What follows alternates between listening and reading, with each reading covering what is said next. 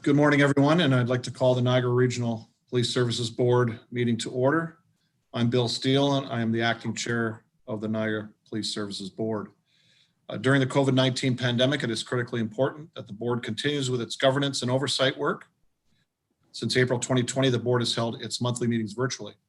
Today, we're joined by Zoom, and we will continue with this practice until we can safely resume our in-person meetings. I want to take a moment to thank Chief McCullough, his executive leadership team, and the uniform and civilian members of the Niagara Regional Police Service who've been working diligently and at times under difficult circumstances. Also today is called Bell Let's Talk Day. Small impacts, big impact. Today is Bell Let's Talk Day. Bell will donate more towards mental health initiatives in Canada by contributing 5 cents for every applicable text, call, tweet, or TikTok video using hashtag Bell Let's Talk, social media video view, and use of Bell's Facebook frame or Snapchat filter. I would encourage everyone that's on the Bell system to join Bell Let's Talk Day, and let's try to help as much with mental health as we can. Thank you on that. I also want to thank everyone for joining us today. Niagara Region residents, members of the media, and Niagara Regional Police staff who are watching online. Thank you for your support and staying connected. With that said, I'm going to proceed with today's agenda. Although this meeting is taking place online, we acknowledge the land we are on as we hold this meeting in the traditional territory of First Nations peoples. In particular, we recognize and thank the Haudenosaunee and Anishinaabe peoples for their stewardship of these lands over the millennia. We also recognize the contribution of Métis, Inuit, and other Indigenous people, both in shaping and strengthening this region in particular, and our province and country as a whole. I'm going to do a roll call at this time. When I call your name out, just please say you're here. Member D'Angela. Here. Member Eek.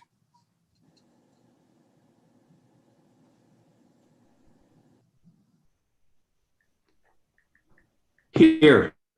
Thank you. That's okay. Member Gale. I'm here. Member Gibson. Present.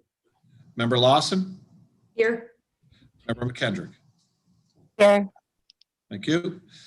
Are there any declarations of conflict or pecuniary interest on today's agenda by any member? Okay. Okay. Thank you. Now I'll turn the chair over to our EA, Deb Reed, to do the election of the chair. Deb? Thank you. Good morning. I'll begin the election process for board chair and call for nominations. Just Member D'Angela. Yeah, I'll nominate Bill Steele for the chair position. Thank you. Is there a seconder for the nomination? I'll second that. Thank you, Member Gibson. Member Steele, do you agree to let your name stand? Yes, I do. Are there any further nominations for the position of board chair? Seeing none, can I have a motion to close the nominations? Make the motion that the nominations be closed. Thank you, Member Gibson, seconded by Member Eek. All those in favor of closing the nominations? Opposed, if any, that's carried. The nominations are now closed. Could I now have a motion to elect Member Steele as chair of the Police Services Board for the year 2021? Member D'Angela? I second that motion. And seconded by Member Gibson. All those in favor? Opposed, if any, that's carried. Congratulations, Chair Steele. I'll turn the meeting back over to you now for the election of the vice chair. Great. Thank you, Deb. I appreciate that. And I appreciate the board holding their confidence in me. So at this time, I would open the floor to the election of vice chair. I see Member Gale's hand is up. Member Gale? I'd like to nominate Dave Eek.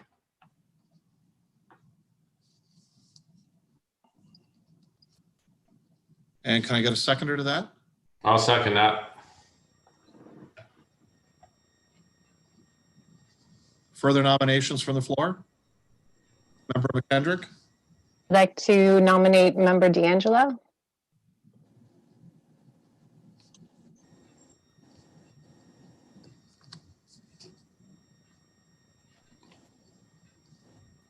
Seconder for that? Member Lawson?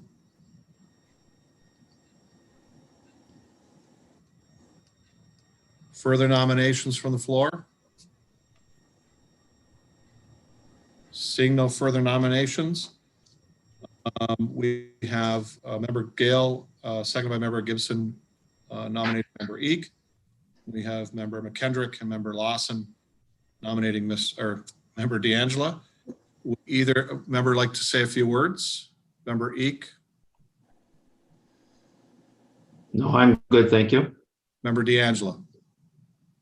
I'm good. Okay.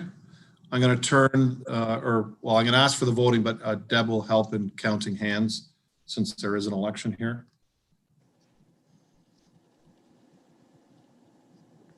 So all hands, please raise for Member Eek.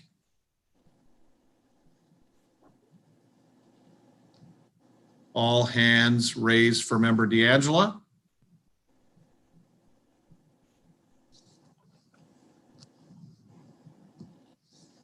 Deb, I have a 4-3 for Eek. Is that correct?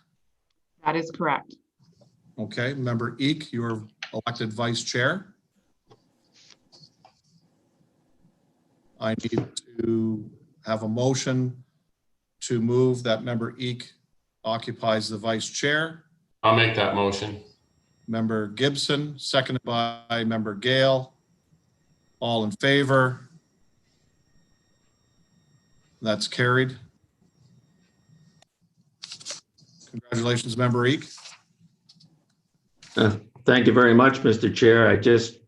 A quick comment to thank the board members. I'm honored to represent our board members. I'm very proud of them in this position. Thank you. Thank you.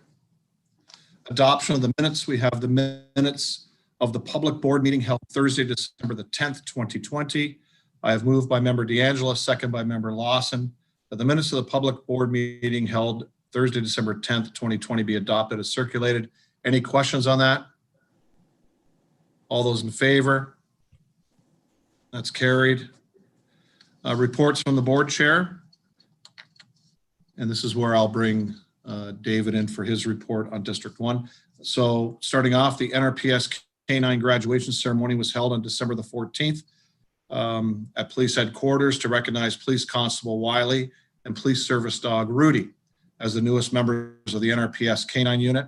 Due to ongoing COVID-19 restrictions, the ceremony was not open to the public, but there was access to a video link.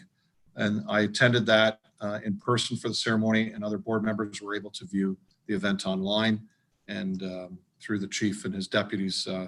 It was a great ceremony, and the dog was pretty active during the whole thing. But Chief, I think you've got a great team in those two. Thank you. We have the District 1 facility project on January 26th. Member Eek participated in the virtual joint region and police facilities accommodation steering committee meeting. We did receive a full report on the progress for District 1, which is included on today's agenda. It's listed as item 9.3. The committee is also scheduled to meet on February 23rd, and further updates will be provided as the project advances. Member Eek, do you want to give us an update on those meetings? Thank you very much, Mr. Chair. As I indicated, the regional facilities regarding construction for police projects was held this past Tuesday. And the first item of business was the One District Police Headquarters, its new site. And I'm pleased to indicate, the first I had heard, the new address will be One District Police Headquarters, 198 Welland Avenue, St. Catharines. I hadn't really heard the official numeral location. Construction did occur during the Christmas holiday period. Construction was down only 2 days since it is considered an essential service. And there have been no incidents of COVID-19. The St. Catharines municipal members had a walkthrough this past Monday, and they reported no issues. And the tentative move-in date from 68 Church is anticipated mid-March, and they've targeted a date of Monday, March the 18th. With respect to the budget on this construction, the final cost is on budget and is anticipated to be within the 3% contingency costs. The core construction is now complete with only minor finishing issues in progress, such as painting and millwork, etc. Site fencing securing the facility will be complete on February the 1st. And the Nrps radio system is operational at that site. The second item is the headquarters parking lot extension. Brad Ray from the region reported that this site has now been completed with the exception of a final asphalt surface being applied in the spring with parking lines to be repainted. And this has resulted, of course, due to inclement winter weather. And the parking lot is operational at the present time. Chief McCullough brought up my email that I had sent to Brad on December 23rd, 2020, regarding my concerns for a need to supply additional parking lot lighting for security and safety.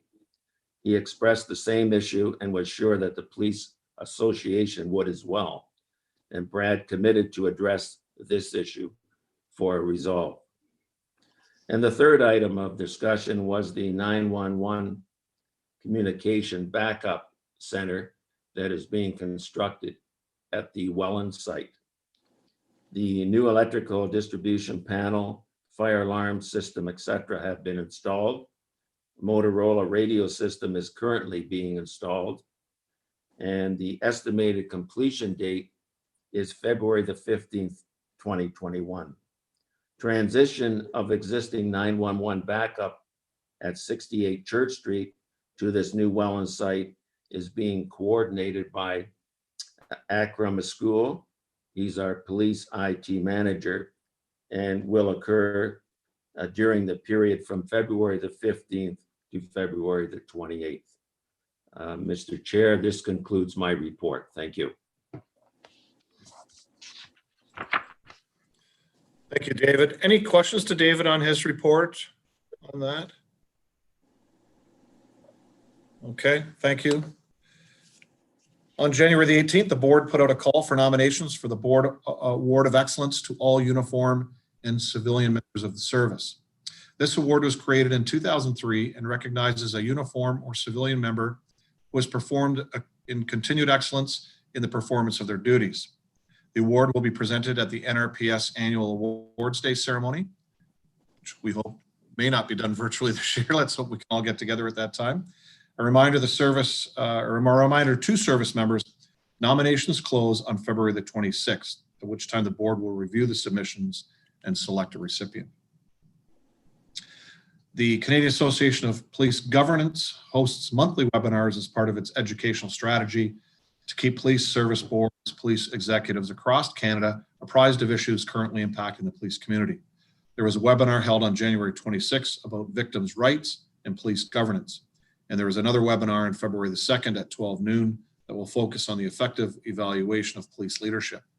For those who are not able to join on the scheduled date and time, recorded sessions and presentation materials will be circulated to the board. I did attend the January 26th. I found that very informative. There's some issues that came out of that I think we can speak to Brian about with regards to our service. It's pretty small things that can go a long way.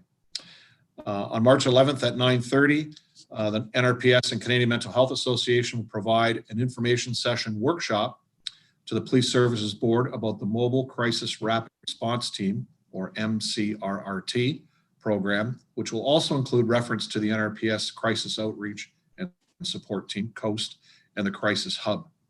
The presentation will be provided by CMHA Representative Kelly Falconer, Manager, and Brandy Sand, Clinical Supervisor, Immediate and Brief Services. Further details and a copy of the presentation will be provided closer to that meeting date. The Ontario Association of Police Service Board's Spring Conference will be held virtually on May the 27th to 29th. The agenda will be posted on February 1st, and board members are encouraged to review the program and confirm their participation for the early bird registration. Our upcoming meetings: the next committee meeting will be held Thursday, February the 11th at 9 a.m. and the next board meeting will be held Thursday, February 25th at 9 a.m. These meetings will be held by electronic participation through Zoom. Any questions on any of those members? Thank you. Seeing none, now we'll turn it over to Chief McCullough for his report. Thanks very much, Chair, and congratulations to both you and the Vice Chair on your election results. And I want to thank you as well for raising the issue of today being Bell Let's Talk Day, which I think certainly serves as a stark reminder to us all of the importance of having open conversations with our friends and our loved ones about mental health. As a police service, we certainly know the devastating impacts associated with PTSD and mental health, and more importantly, the importance of mental health and wellness of both our sworn and civilian members. We all need to do everything we can to break down the barriers and eliminate the stigma associated with mental health. Just wanted to provide an update to the board as I have since the beginning of the pandemic. Our service continues to manage and adapt to the ever-changing reality of the COVID-19 pandemic and the impact that it's having on our community and our members. In Niagara, we've witnessed a whirlwind of COVID-19 developments since our last board meeting in December. When I last reported to the board on December 10th, our region remained at that time in the orange restrict level. And then on December 21st, Niagara moved to the red control level. And then only 5 days later, on December 26th, we entered a provincial lockdown where we continue to remain. The increased restrictions under the lockdown include restricting indoor organized public events and social gatherings, except with members of the same household, prohibiting in-person shopping in most retail settings, restricting indoor access to shopping malls, and the prolonged closure of schools following the Christmas holiday break. Premier Ford at the time cited overburdened hospitals, rising case counts, and mortality rates across the province for the need to impose further restrictions, as well as mounting evidence that public health advice to remain home and not socialize with those outside of a single household was not being followed. Additionally, on January 12th, the province declared a second state of emergency under the Emergency Management and Civil Protection Act as a result of high transmission rates. And this included further restrictions, which included a stay-at-home order, which took effect on January the 14th. Under this order, everyone must stay home and only go out for essential trips such as groceries, medical appointments, essential work, and a variety of other exceptions that are stated within the order. Keeping in step with the lockdown and to ensure the health and safety of our members and the public, the service made the decision that effective December 22nd, the front desks at 1, 2, and 3 district would remain open to the public for emergency access only. The front desks at 5, 6, and 8 districts were closed to the members of the public. The records counter at headquarters remains open to the public by appointment only. And the collision reporting centers in St. Catharines and Welland were closed. And the collision reporting center at headquarters here in Niagara Falls continues to operate Monday to Friday, 10 a.m. to 6 p.m. and Saturdays, 10 a.m. to 4 p.m. The service has also reintroduced a return to remote work assignments for our members.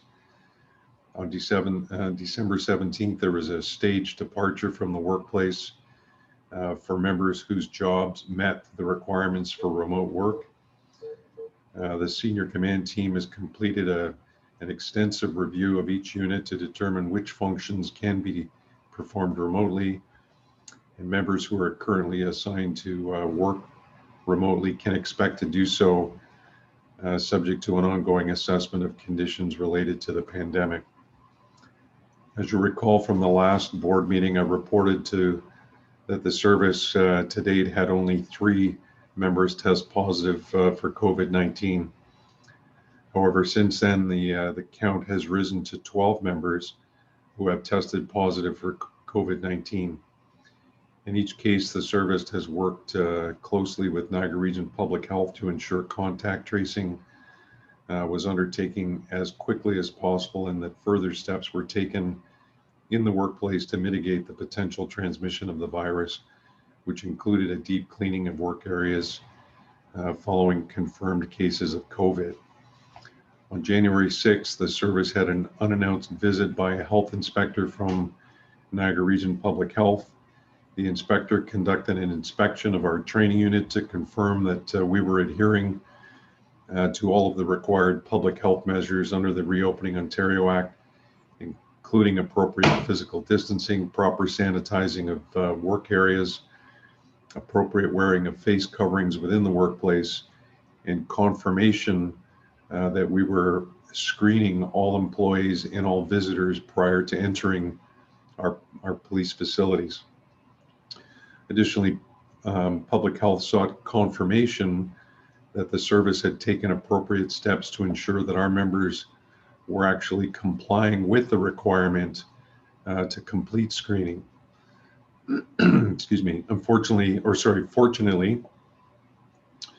we were able to walk public health through our screening tool that we've developed, as well as the client compliance dashboard, both developed in-house by our excellent IT unit, demonstrating that we were in compliance with all of the legislative requirements. As a footnote, the inspector commented favorably on the proactive steps that the service has taken to safeguard the workplace, including the use of the screening tool and the dashboard. There were a few minor recommendations relating to the cleaning of a shared lunchroom area and the placement of additional hand sanitizer dispensers throughout the building, which were implemented the same day those recommendations were made. On January 15th, I took the step to release an open letter to the community as it pertained to the pandemic. I really viewed this as an opportunity to demonstrate leadership on behalf of the service in light of the alarming case counts and deaths that were tied to the virus in Niagara.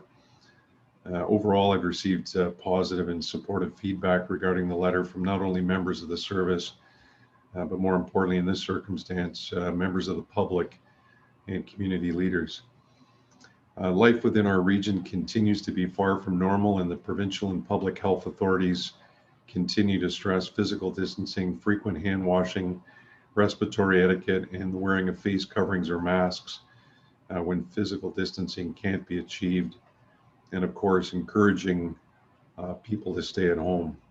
We continue to encourage members to observe these same safety rules both in the workplace as well as in their personal lives when off duty.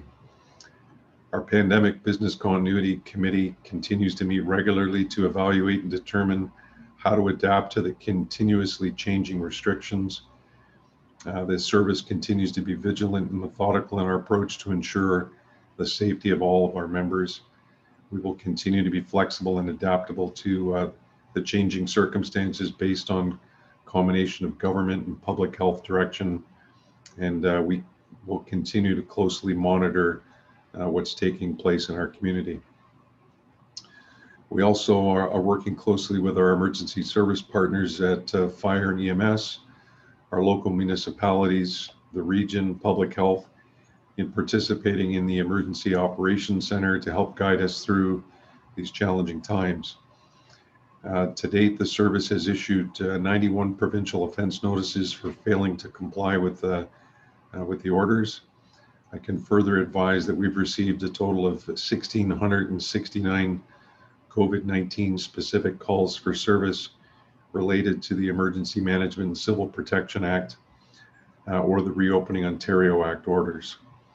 Our members have been encouraged to use the 4 E's approach to the enforcement of the stay-at-home order and other orders issued under the EMCPA or the ROA. And again, that's the engage with individuals as they normally would during the course of their duties, explain the reasons for their interaction in a professional manner, educate individuals on the legislation and the compliance requirements. As we know, they change regularly, and of course, enforce when and where appropriate to do so. We've maintained an adequate supply of PPE, and including N95 and surgical masks, gloves, hand sanitizer, and wipes throughout the pandemic. The supply chains for PPE continues to be monitored and assessed regularly to ensure that we're well positioned as we move forward. Since the start of the pandemic, the service has been able to maintain adequate staffing levels, and we've not had to cancel any scheduled time off for members. In terms of calls for service, we continue to trend at or above pre-pandemic levels. There's been no significant deviation of calls for service with respect to any geographic area within the region or in relation to any particular vulnerable group or any serious breaches of the peace related to the pandemic.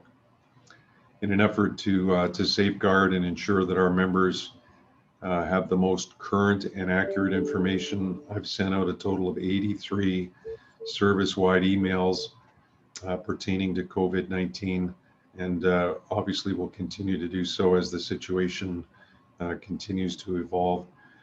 Additionally, I continue to host virtual town hall meetings when necessary as another means of sharing information with our members to also provide them with an opportunity to ask questions in relation to COVID-19. All members of the service, sworn and civilian, continue to do really an outstanding job during this unprecedented challenge. And I can't thank our members enough for their ongoing dedication and professionalism as they continue to serve our community. I just wanted to make the board aware of an SIU notification that occurred on Christmas Day. The province's Special Investigations Unit is investigating the circumstances surrounding a police-involved shooting that occurred on December 25th that resulted in serious injuries to a 30-year-old male. Preliminary information suggests that the Niagara Regional Police Service was notified by the Hamilton Police Service of a male who was involved in an earlier assault who was believed to be in the Grimsby area. At approximately 2:46 a.m., officers located a vehicle of interest being operated in the area of Van Sickle Road and St. Paul Street West and St. Catharines. Using a stop stick, officers managed to stop the vehicle. There was subsequently an interaction between Nrps officers and the 30-year-old male who was driving the vehicle. While the male was outside of the vehicle, 2 officers discharged their firearms and the male was struck. The male was transported to hospital for treatment of gunshot wounds. The SIU was notified and invoked their mandate to investigate. NRPS members took necessary steps to preserve the scene and any potential evidence pending the arrival of SIU investigators. A knife was located at the scene and is in the possession of SIU forensic investigators.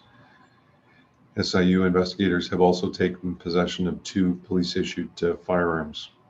In this instance, 5 officers have been designated as witness officers by the SIU, and 2 officers have been designated as subject officers. Another notification stemming from an incident that occurred on January 5th. Again, surrounding a police-involved shooting that resulted in the death of a 27-year-old male. Preliminary information suggests that at approximately 1:30 p.m., Niagara Regional Police officers responded to a business in the area of Lundy's Lane and Corwin Avenue after an individual reported 2 people were sleeping in a vehicle.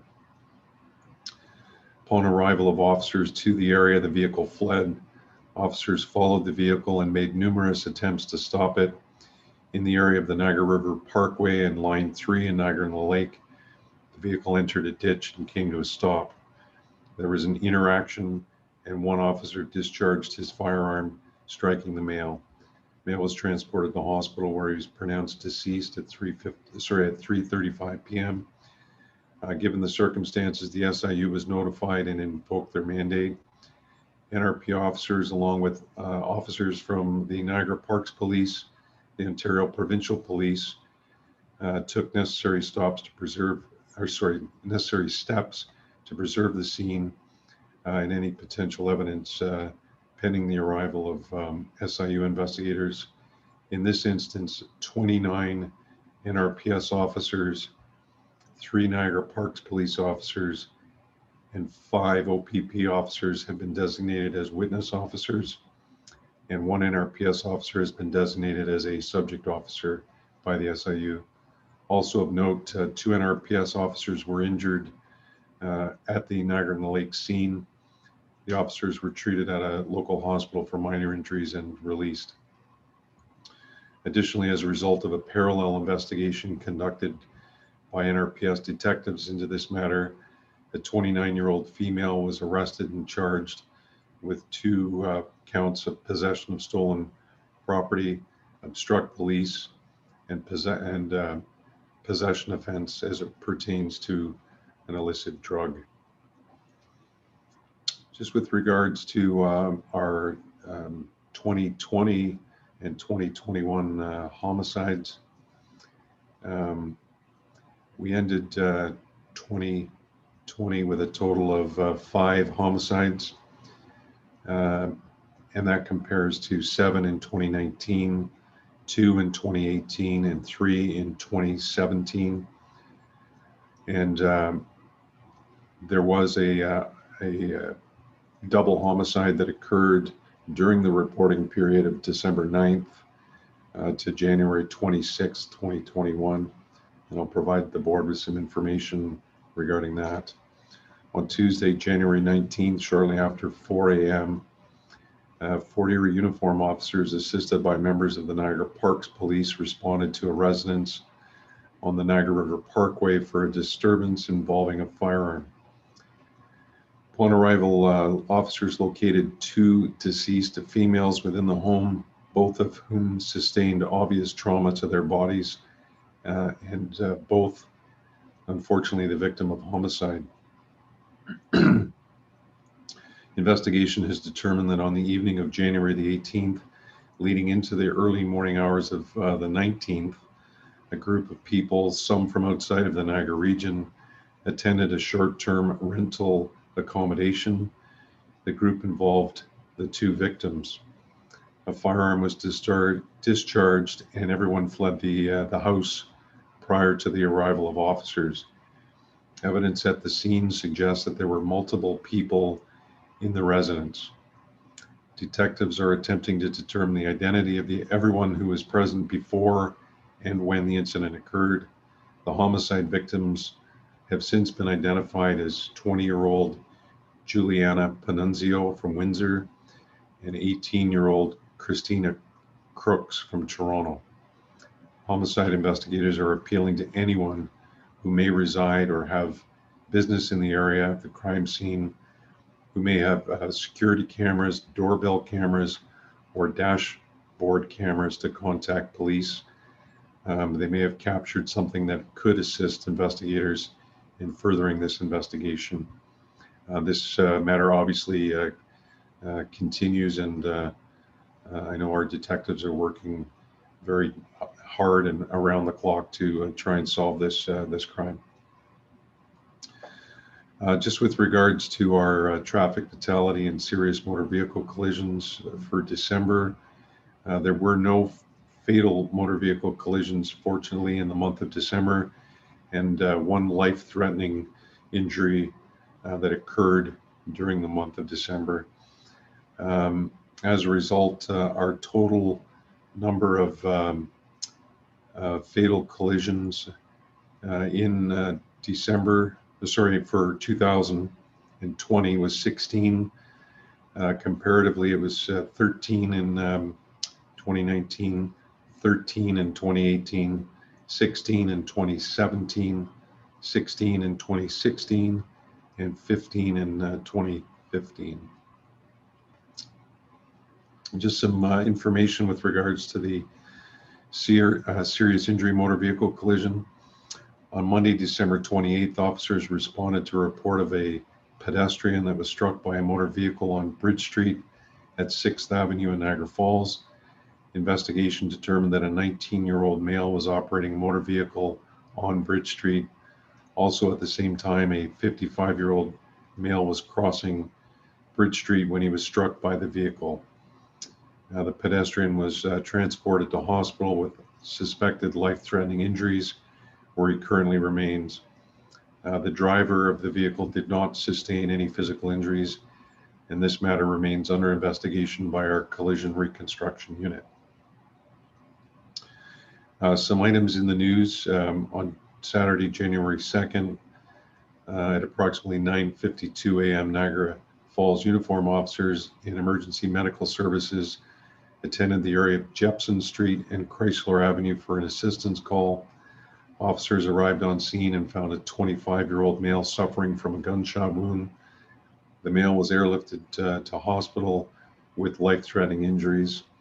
As a result of the investigation, detectives have identified a suspect who was arrested on January the 5th. In the days to follow, 3 additional arrests were made. Investigation has revealed that this was a targeted incident. As such, there are no ongoing concerns for public safety. The victim in this matter continues to recover, and his injuries are no longer considered life-threatening. Really great work by our detectives and frontline officers in responding to that matter and quickly resolving that. On Saturday, January 9th at approximately 1 p.m., uniform officers attended the Welland Recreational Canal in Welland for a marine call. Officers arrived on scene and were advised that 2 males in their 20s were scuba diving in the canal. The divers became separated, with one diver surfacing in an attempt to locate his diving partner, who had become trapped under the ice. The trapped diver was extricated from the water by the Welland Fire Department. Life-saving measures were immediately commenced. However, he was pronounced deceased. Foul play is not suspected, and really, really tragic circumstance there. The service continues to work with municipal and regional bylaw enforcement partners in the ongoing enforcement of emergency orders related to the pandemic. On Tuesday, January 12th at approximately 11:42 a.m., uniform officers attended a residence in Welland in regards to a COVID-19 related call for service. Officers arrived on scene and observed multiple people inside a residence, clearly in contradiction of the COVID-19 regulations. As a result, 8 people were charged with fail to comply with a continued section of the Reopening Ontario Act with a resulting fine of $880 per person. The service has been working in cooperation and collaboration with our community partners, including regional and municipal bylaw officials, since the beginning of the pandemic in enforcing the orders, and it really has been a great collaborative effort. Those are my comments at this point in time. As you can tell, it's been a busy month for our sworn and civilian staff, and really proud of their efforts. Thank you. Thank you, Chief McCullough. Questions to the Chief's report by any member? Member McKendrick. No questions. Thank you again for a very thorough report and understanding, but just bringing our attention back to Bell Let's Talk Day, and even sitting listening to the tragedy and the circumstances that are happening in our region on a regular basis, which are then amplified by the pandemic and the situation that not our members, but also our community are experiencing. Just wanting to bring focus to the need for awareness, fundraising and support of those initiatives, as well as encouragement to our community to take care of yourselves, but also to reach out to each other, and make sure that while we need to be physically distanced and apart, that we're doing our part to ensure that nobody feels alone. So just bringing attention to the awareness, reach out, and thank you very much. Thank you, Member McKendrick. Any further questions or comments? Seeing none, we'll go on to item 8, presentations. There are none today. So item 9, consent agenda. We have items 9.1 through to 9.5. I'll have members Eek and Member McKendrick move that this information be received. Are there any questions on any of those items? Member Eek. Thank you very much, Mr. Chair. I would like to discuss item 9.5, the annual report regarding promotions. And it's a question that I've often thought of with respect to the swearing in of new officers. We see that and we're very proud of them when they come forward. And we often have delays or postponement to these swearing in occurrences. And I was wondering if, or I made an assumption when people are promoted to an officer status that there would be a remuneration in their salary. And my question really is, do they suffer perhaps a financial loss in pay when their promotion date has been delayed? I guess that's kind of my question to you, Mr. Chair, perhaps through you to the chief. Okay, thank you, Member Eek. Chief McCullough. Through you, Mr. Chair. Just with regards to promotion, we have a very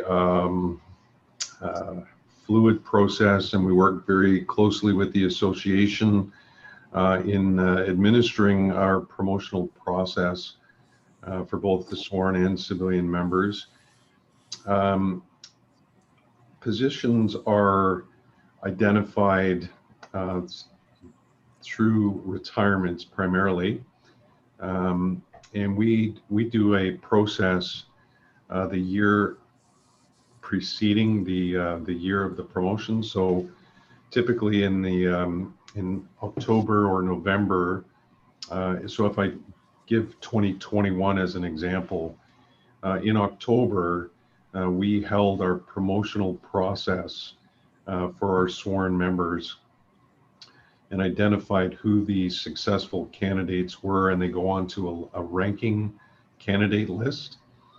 And then as positions become available within the promotional year of 2021, when somebody retires or somebody else gets promoted, which creates a vacancy, we already have an existing list, and those people are promoted usually within a week or 2 weeks following that person's either retirement or promotion. So in terms of any financial loss, there is none. And again, the process is done in advance so that we're prepared and ready for those vacancies when they occur. Okay, Member Eek. Thank you, Chief. I guess I was making the assumption that at the time of the swearing in of the new officers and their receipt of their badges, that was kind of the occurrence for the promotion. And you've explained that it varies based upon openings, etc., if that's what I understand. So thank you. Thank you, Member Eek. Any further questions on any of the items? Seeing none, all in favor, raise your hand. That's carried. Under new business, we have items 10.1 through item 10.4. I will go through these individually. Item 10.1 is the Niagara Police Services Board 2020 Annual Report on Board Activities. All members Gail and member D'Angela to move that the information be received and forwarded to Regional Council for information purposes. Are there any questions on item 10.1? Seeing none, all in favor, raise your hand. That's carried. Item 10.2 is update to the NRPS schedule of fees and charges, moved by members Gibson and Eek, that the board approve the recommended changes as outlined in the report, and further that staff be directed to ensure that all documentation is updated accordingly. Any questions on this item? Seeing none, all in favor, raise your hand. That's carried. Item 10.3, Ontario Police Video Training Alliance 2021 Business Plan, moved by members Lawson and Gale, that the board approve the 2021 Ontario Police Video Training Alliance Business Plan as outlined in the report. Any questions on this one? Seeing none, all in favor, raise a hand. That's carried. Item 10.4, Special Fund Request, Youth Lacrosse Initiative. That's moved by members McKendrick and Gibson. That the board approve a special fund donation in the amount of $1,000 to the Jace Soden Howard Society for the organization's lacrosse camp initiative. Any questions on this one? Member Gibson. Yeah, just to reiterate, as I often like to do, that the special fund is not tax dollars for those watching. It is money received from other avenues of income, so it's not tax dollars, just so the public's aware. Thank you. Okay, thank you, Member Gibson. Any further questions? Seeing none, all in favor, please raise your hand. That's carried.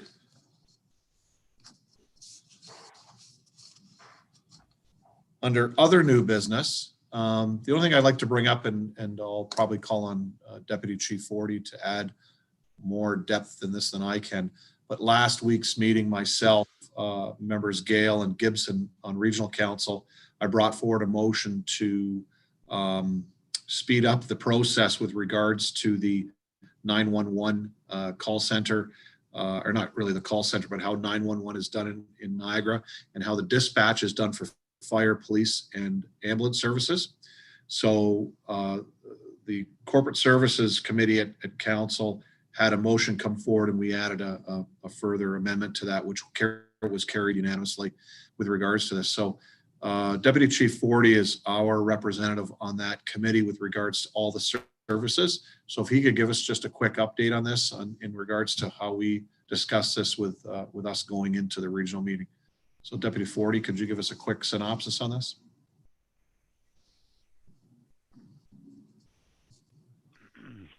Yes, thank you, Chair, and through you to the board. As you reference, Chief Smith, myself on behalf of our chief, and a number of representatives from the fire department were with the assistance of our respective teams, for example, Director of School, Superintendent Frain, Superintendent Mackay, Tim Room, who's a subject matter expert on radio systems, helped draft or prepare a report that went to the Corporate Services Committee, essentially asking for council support to further examine what a consolidated dispatch service might look like. As you referenced, that report went through the committee to council last week, I believe the 21st. And from there, I believe as a result of your motion, it was supported, asking us to examine it further. So we will be, I actually have a meeting with the 12 fire chiefs and deputy chiefs at 1 o'clock this afternoon.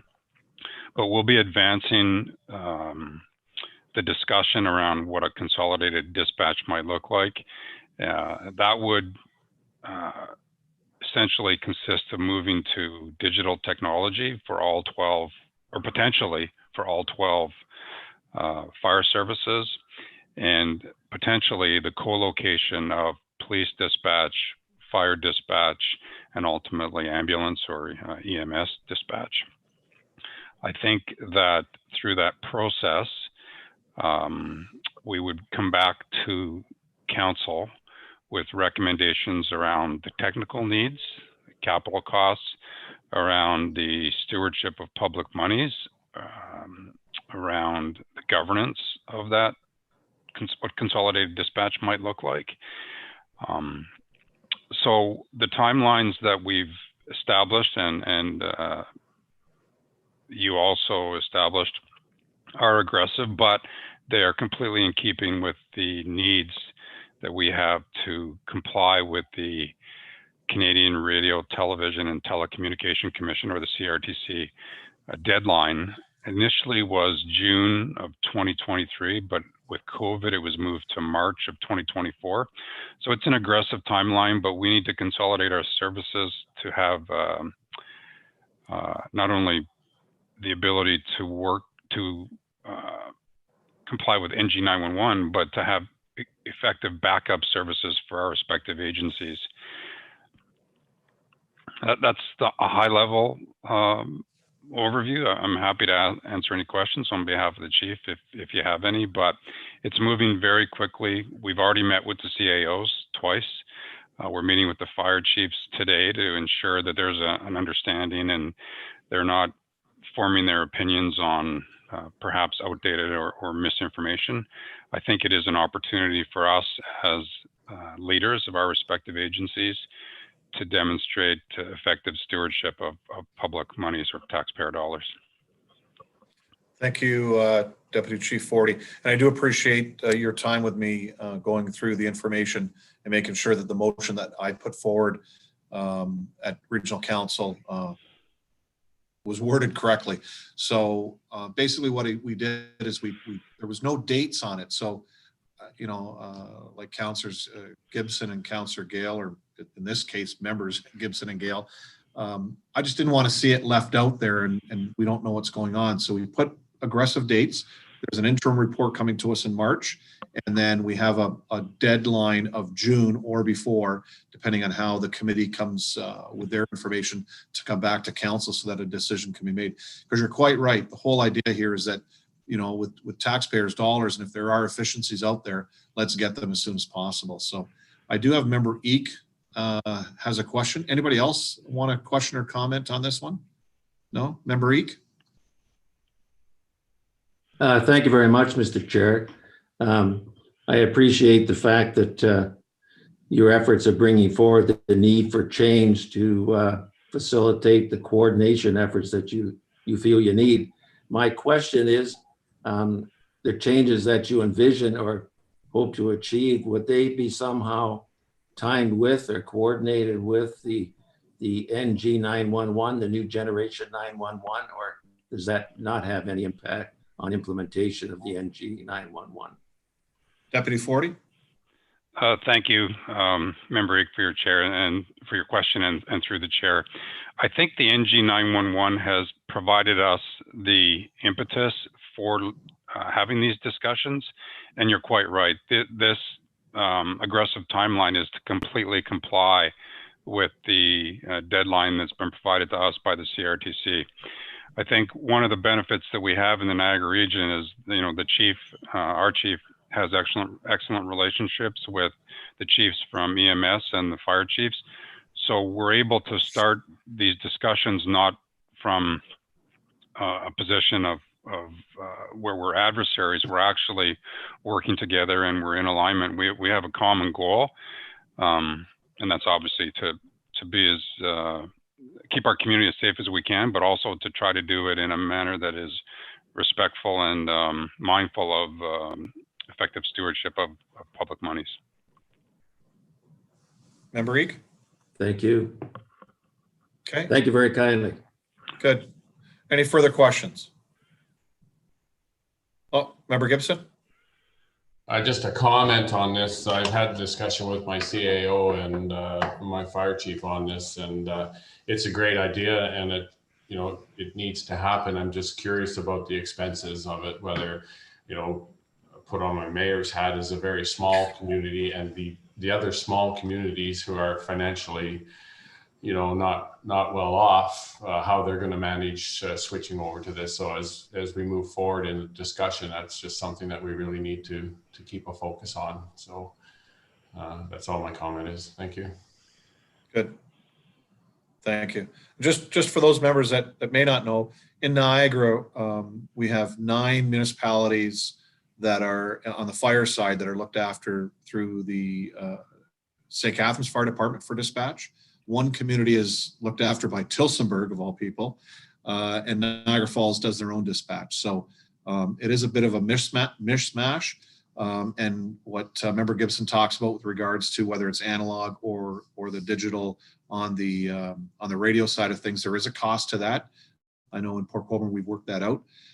We've been told here in Port Colborne through Motorola, the company that we use, is that we were given a 10-year plan for them, and we're in year 5 of that. That at the end of 10 years, the analog won't be used anymore. So there's going to be a time where digital is the only avenue we can go. So I think with what Deputy Forty and his team are doing here at the regional police, plus the whole committee with regards to EMS and fire, I think all those need to be worked out. But I think with our stringent timeline is that let's get it worked out. I just don't want it hanging around, and it's something we all need to talk about. So again, I do appreciate what they're doing, but you're right, Member Gibson, with regards to the cost to lower tier municipalities, or how that will be handled either through the region or something through the municipality. So again, that'll be coming back to us. Hopefully we can even have a pretty decent answer in March.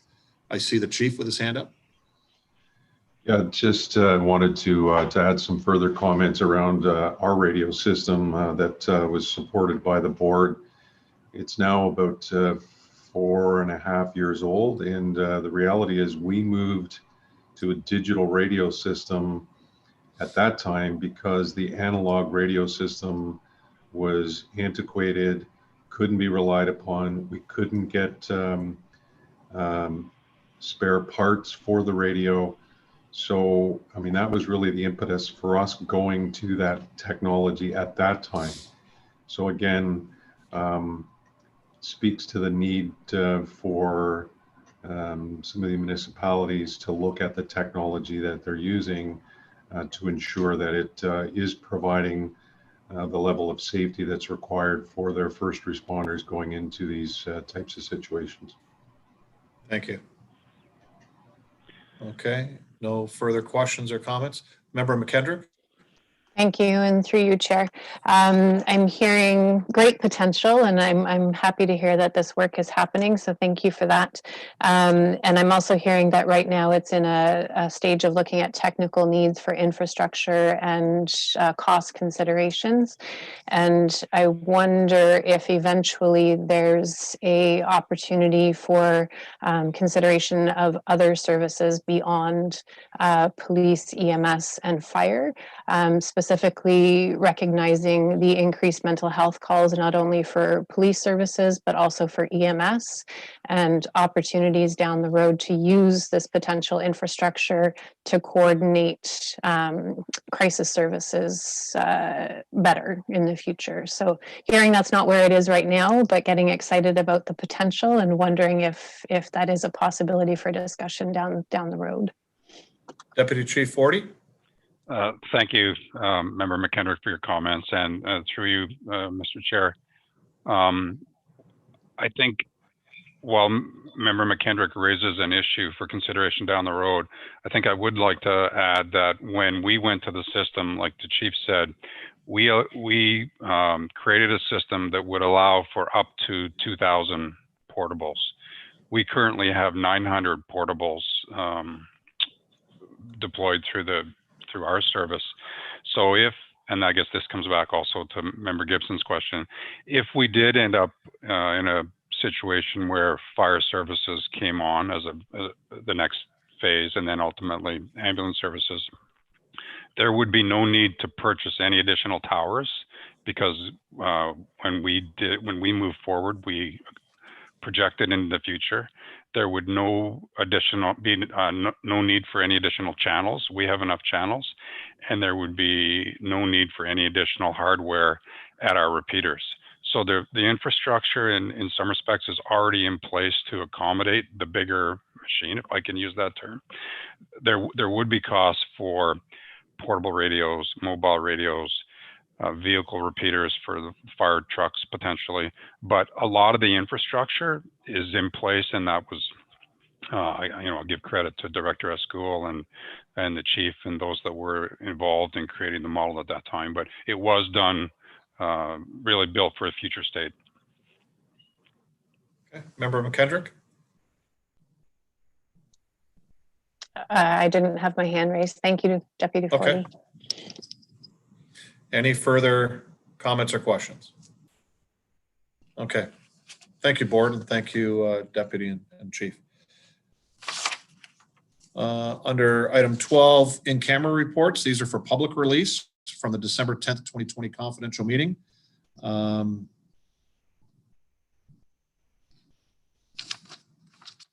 They're all the same, so I'm going to move these in block. Items 12.1 through to item 12.4, moved by Member DeAngela, seconded by Member Lawson. Are there any questions on any of these? And again, these are being released for public information. Not seeing anyone or anybody, please raise your hand for in favor. And that's carried.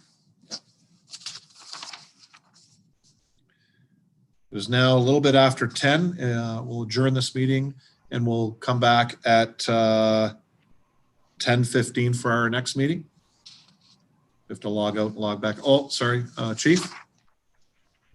Sorry, just wanted to raise one item with regards to the new One District facility, which again, we're really encouraged at the progress and really appreciative of the efforts of the region and Merit contractors. And it's been a great collaborative effort. But I think we also need to turn our mind to what an opening ceremony would look like for the building. Of course, recognizing as well that we are in the midst of a pandemic. So I'm going to suggest that perhaps staff here at the service can coordinate with Ms. Reed and our partners at the region to coordinate a COVID-19 friendly opening ceremony to again acknowledge the efforts of everybody to get a future purpose-built facility for that will serve the residents of Niagara for the next 40 to 50 years. So if that's agreeable to the board, then we'll coordinate with Deb and region staff. Member Gale? Thank you, and thank you for that, Chief. I would be 100% behind a virtual opening rather than any of us get together other than you and maybe the chair. But I think it would be wrong for any of us to go in there with the climate of the people around, let alone the perception of us being there. So thank you. Okay, thank you, Member Gale. Okay, Chief? Couldn't agree more. And that's, again, with my what I was looking for. And it might involve only 2 or 3 presenters. But again, utilizing the community room and again, being mindful of the situation that we're in right now. Great. Any other comments on that, members? Okay. Nothing further then? Okay, we'll adjourn this meeting and return in 10 minutes at 10:15.